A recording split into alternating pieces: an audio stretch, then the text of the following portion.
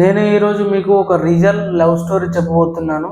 ఒక రోజు Hyderabad bus stop లో జనం బస్ కోసం ఎదురు చూస్తున్నారు. అఖిల్ అనే వ్యక్తి, అతనికి 25 సంవత్సరాలు. ఒకవైపు నిలబడి ఉంటాడు. అక్కడే ఇంకో అమ్మాయి, సుజాత అనే అమ్మాయి, 22 సంవత్సరాల గల అమ్మాయి కూడా బస్ కోసం వెయిట్ చేస్తూ ఉంటుంది. ప్రతిరోజు వస్తుంది, కానీ ఆమె కళ్ళలో ఏదో బాధ ఉంది. అఖిల్ ఒక రోజు తన స్నేహితుడితో కాఫీ తాగుతుంటాడు. అప్పుడు తన స్నేహితుడు, ఏమైందిరా నీకు, ఈ మధ్య ఎప్పుడు ఆలోచనలోనే ఉంటున్నావు, అసలు ఏమైంది నీకు అని అడుగుతాడు. అప్పుడు అఖిల్ చిన్న నవ్వు నవ్వుతూ, బస్ స్టాప్ దగ్గర ఒక అమ్మాయి కనిపిస్తుంది, మాట్లాడాలని అనిపిస్తుంది ఆ అమ్మాయితో అని చెప్తాడు. అఖిల్ ఒకరోజు ధైర్యం చేసి సుజాత దగ్గరకు వెళ్తాడు. అక్కడ సుజాతతో, హాయ్, ప్రతిరోజు ఇక్కడే బస్ ఎక్కుతావాను అని అడుగుతాడు.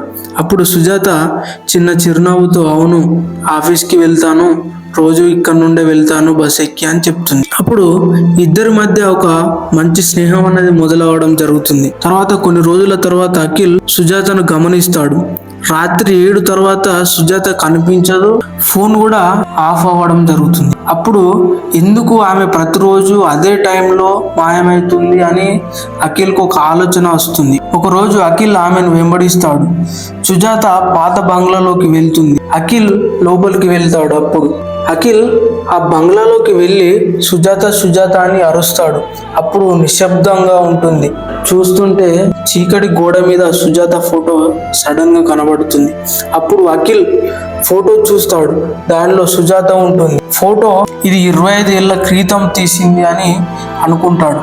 ఇది అసాధ్యం, సుజాత అసలు ఎలా చనిపోయింది అని అనుకుంటాడు. అఖిల్ భయంతో, ఇది అసాధ్యం, సుజాత సుజాత అని అరుస్తూ ఉంటాడు.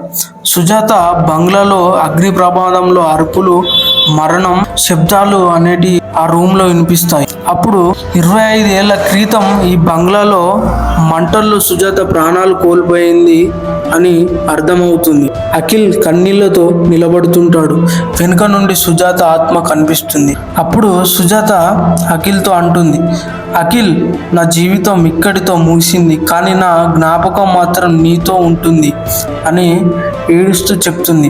అప్పుడు అఖిల్ కన్నీళ్లతో, నిన్ను ఇలాగే వదిలేయలేను అని చెప్పేసి ఏడుస్తూ ఉంటాడు.